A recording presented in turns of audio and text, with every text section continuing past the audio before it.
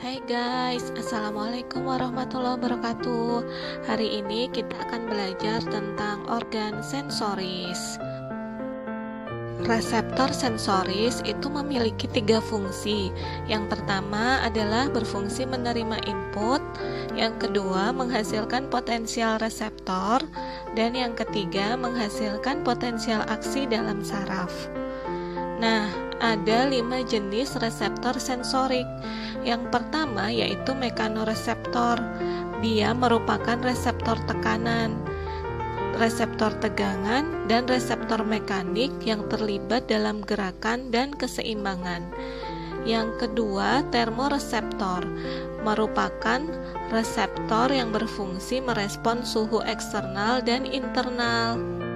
Yang ketiga adalah reseptor nyeri. Dia dirangsang karena kekurangan oksigen atau karena bahan kimia yang dilepaskan pada sel-sel yang rusak atau sel yang mengalami radang. Yang keempat yaitu kemoreseptor.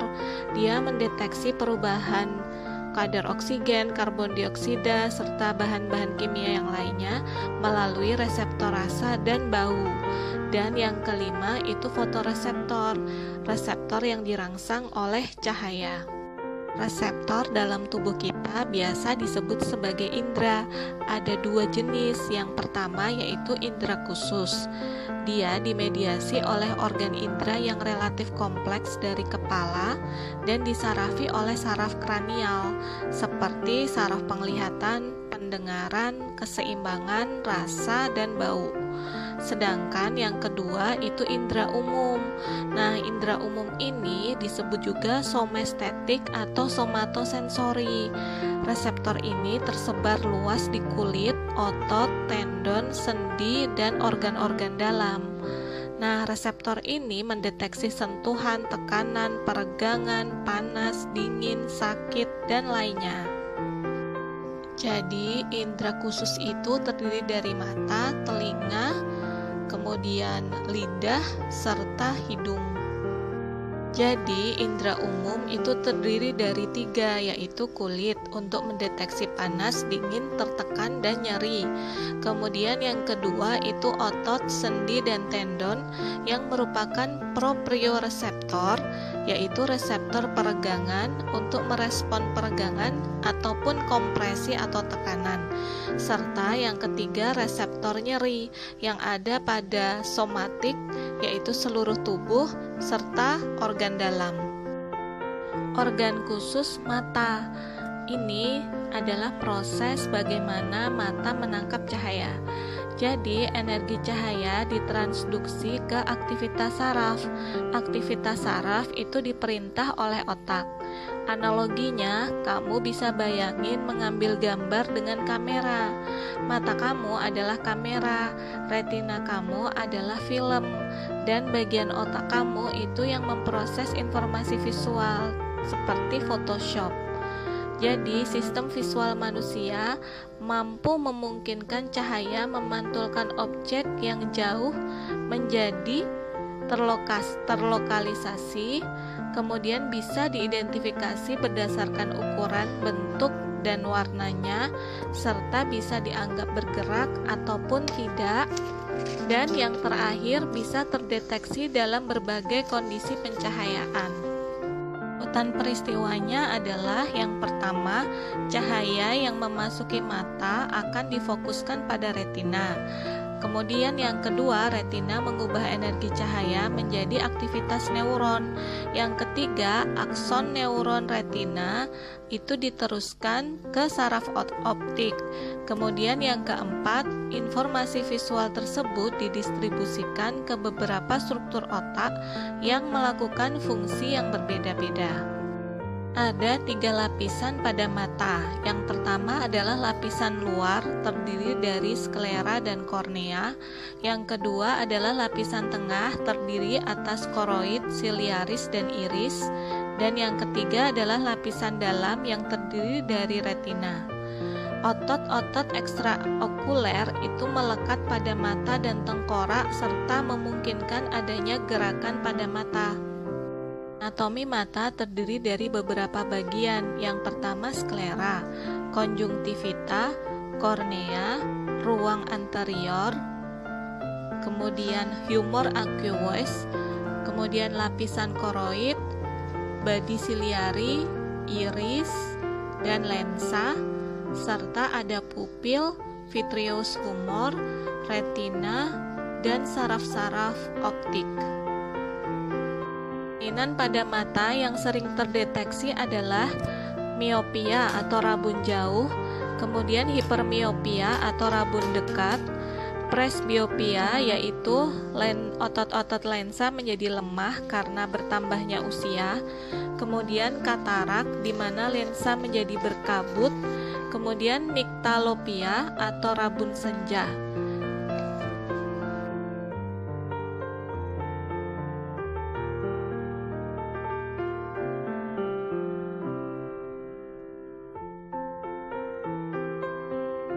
Proses pembentukan gambar pada mata.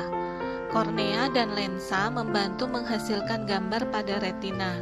Gambar yang dibentuk oleh lensa terbalik akan mundur ketika mencapai retina. Dua jenis reseptor pada retina yaitu sel batang dan sel kerucut. Sel batang terdiri dari 125 juta, sangat peka terhadap semua panjang gelombang cahaya, tetapi tidak bisa membedakan warna yang berbeda. Dalam cahaya yang redup, hanya sel batang yang diaktifkan, di mana kita bisa melihat objek, tapi tidak bisa melihat gambarnya secara tajam dan tidak bisa membedakan warnanya. Di sel batang ada pigmen yang disebut sebagai rhodopsin. Ketika jumlah cahaya meningkat, ada sel kerucut. Sel kerucut itu jumlahnya 7 juta. Nah, dia membuat warna menjadi jelas pada penglihatan di siang hari. Ada 3 jenis sel kerucut yang bisa membedakan 3 warna, yaitu warna biru, warna merah, dan warna hijau. Sedangkan fovea itu sering disebut sebagai titik fokus sentral. Sel kerucutnya sangat padat, sehingga di sini merupakan pusat penglihatan yang paling tajam pada mata. Merupakan lokasi yang paling tepat untuk mempersepsikan warna. Cahaya merangsang sel batang dan sel kerucut dan mengirimkan impuls melalui saraf optik ke area otak untuk penglihatan. Saraf optik berada di dekat fovea. Saraf mata tersebut sering disebut sebagai bintik buta karena sedikitnya reseptor di daerah ini. Dua saraf optik berkumpul di chiasma opticus yang terletak tepat di bawah hipotalamus. Ada penyilangan informasi dari mata kanan menyilang ke kiri dan sebaliknya. Informasi dari setiap mata harus diproses di kedua belahan otak. Indra khusus kedua yaitu telinga. Telinga terdiri dari telinga luar dan saluran telinga yang membawa suara ke gendang telinga. Gendang telinga bergetar untuk menguatkan suara dan memisahkan telinga bagian dalam dan tengah. Telinga tengah itu memiliki 3 tulang kecil yaitu incus, malleus, dan stapes. Fungsi dari tulang ini untuk memperkuat getaran sehingga suaranya menjadi lebih jelas. Tabung eustachius itu menghubungkan antara telinga tengah ke tenggorokan dan menyamakan tekanan pada gendang telinga. Koklea atau rumah siput ada di telinga bagian dalam, memiliki reseptor untuk suara dan mengirimkan sinyal ke otak melalui saraf auditori. Proses mendengar. Gelombang suara memasuki telinga luar kamu dan berjalan melalui daun telinga ke telinga tengah. Kanal telinga akan menyalurkan gelombang ke gendang telinga. Kemudian gelombang tersebut akan mengakibatkan gendang telinganya bergetar. Getaran ini diteruskan di 3 tulang telinga yang disebut ossicle.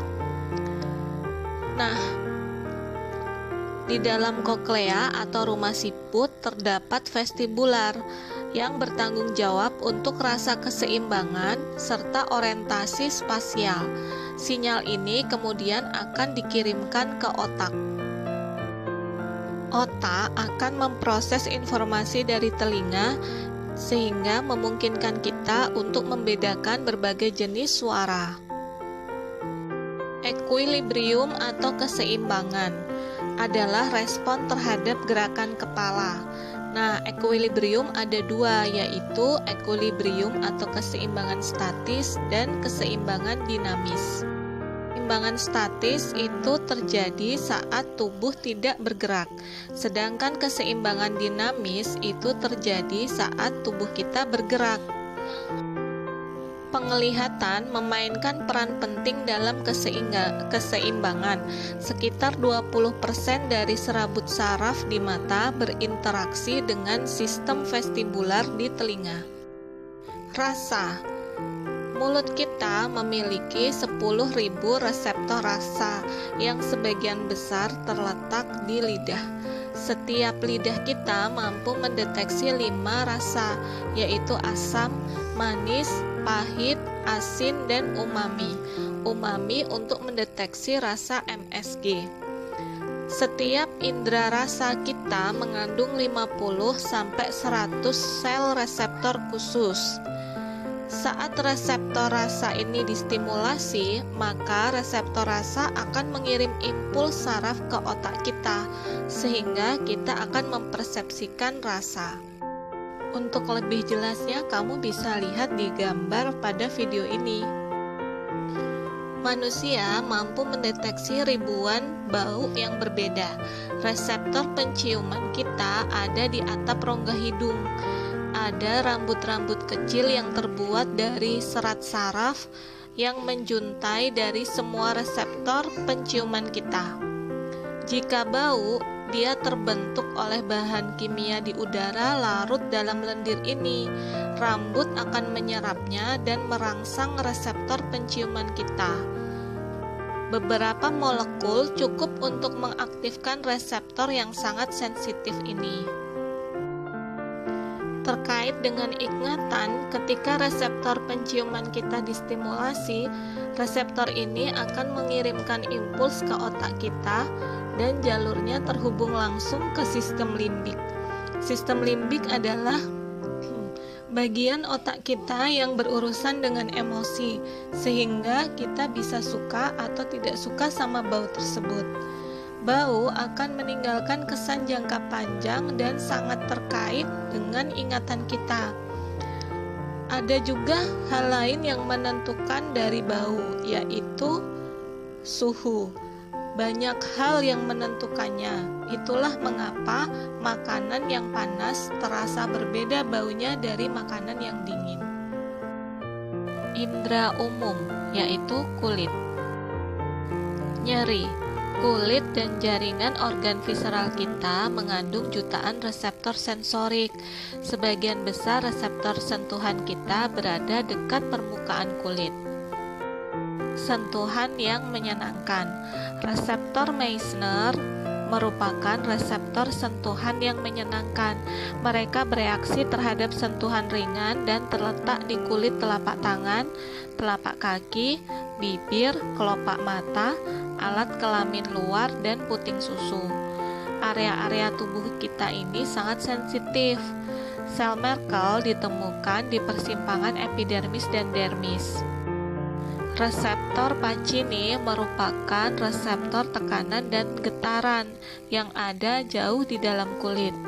Setiap sentimeter persegi kulit kita mengandung sekitar 14 reseptor tekanan. Reseptor Pacini merupakan reseptor sensorik tekanan dalam.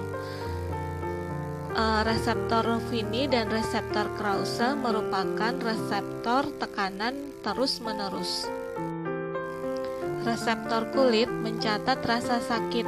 Reseptor rasa sakit kita atau reseptor nyeri itu paling banyak. Setiap sentimeter persegi kulit kita mengandung sekitar 200 reseptor rasa nyeri. Nah, tetapi persepsi rasa nyeri itu bisa dimodifikasi, guys.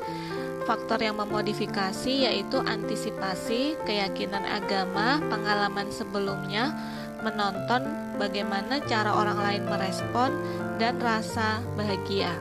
Contohnya begini, prajurit yang terluka dalam pertempuran, dia tidak akan merasakan sakit sampai setelah pertempurannya selesai. Reseptor nyeri atau nosiseptor. Nosiseptor itu ada dua, nosiseptor somatik yaitu ada di kulit dan otot rangka, serta nosiseptor visceral yaitu nosiseptor atau reseptor nyeri yang ada di dalam organ dalam kita, berfungsi untuk mempertahankan homeostasis internal tubuh. Jadi, rangsangan nyeri itu merupakan cara tubuh kita berkomunikasi kepada kita bahwa ada hal yang tidak pas di dalam tubuh kita. Nah, reseptor nyeri ini akan menanggapi atau berespon terhadap peregangan, kekurangan O2, kemudian adanya sitokin-sitokin yang dilepaskan oleh sel-sel yang rusak atau sel-sel yang mengalami peradangan. Nyeri yang dirujuk. Aferin nyeri visceral berjalan di sepanjang jalur yang sama dengan aferin nyeri somatik, sehingga kadang-kadang otak menafsirkan nyeri organ dalam sebagai nyeri tubuh yang lebih umum. Contohnya begini, kadang orang yang sakit jantung itu pada saat serangan jantung dianggap seperti rasa sakit yang berasal dari lengan kiri. Gate control theory merupakan teori yang menceritakan tentang transmisi rasa sakit dengan menggabungkan sinyal modulasi dari otak. Nah, di sini kita sebenarnya bisa memodifikasi rasa sakit seseorang dengan cara pengalihan rasa tersebut. Contohnya adalah orang yang sakit pada daerah tertentu bisa kita kompres dengan air hangat atau air dingin untuk mengurangi rasa nyeri yang dirasakannya. Termoreseptor. Reseptor kulit bisa mencatat rasa dingin dan rasa panas. Setiap sentimeter persegi kulit kita mengandung 6 reseptor untuk dingin dan 1 reseptor untuk panas. Reseptor dingin itu mulai merasakan sensasi dingin ketika suhu permukaan kulit kita turun di bawah 90 derajat Fahrenheit atau 35 derajat Celcius. Nah, reseptor ini bisa distimulasi ketika suhu permukaan kulit kita berada pada 77 derajat Fahrenheit atau 25 derajat Celcius. Tetapi dia tidak bisa distimulasi lagi ketika suhu permukaan kulit kita turun menjadi di bawah 41 derajat Fahrenheit atau 5 derajat Celcius. Itulah mengapa ketika kita kedinginan, kaki dan tangan kita akan mulai mati rasa ketika terendam air dingin dalam waktu yang lama. Nah, reseptor panas itu mulai merasakan sensasi panas ketika permukaan kulit naik di atas 86 derajat Fahrenheit atau 30 derajat Celcius dan dapat terstimulasi lagi pada suhu 113 derajat Fahrenheit atau 45 derajat Celcius. Setelah 130 derajat Fahrenheit, reseptor panas itu tidak akan berfungsi, akan diambil alih oleh reseptor rasa sakit. Hal ini digunakan supaya mampu menghindari kerusakan pada kulit dan jaringan di bawahnya. Termoreseptor ini ditemukan di seluruh tubuh, tetapi reseptor dingin ditemukan pada jumlah yang jauh lebih banyak dibandingkan reseptor panas kita. Konsentrasi termoreseptor tertinggi dapat ditemukan di wajah dan di telinga, sehingga hidung dan telinga kita itu selalu lebih cepat menjadi dingin dibandingkan permukaan tubuh lainnya pada saat musim dingin. Proprioreseptor, yaitu reseptor regang yang terletak di persendian, ligamen, dan tendon. Reseptor ini berespon terhadap regangan atau kompresi. Nah, guys, sekiranya itu dulu yang bisa kita share pada kesempatan kali ini. Semoga kamu paham ya. Jangan lupa untuk ikuti terus channel aku. Like, comment, and subscribe. See you next time.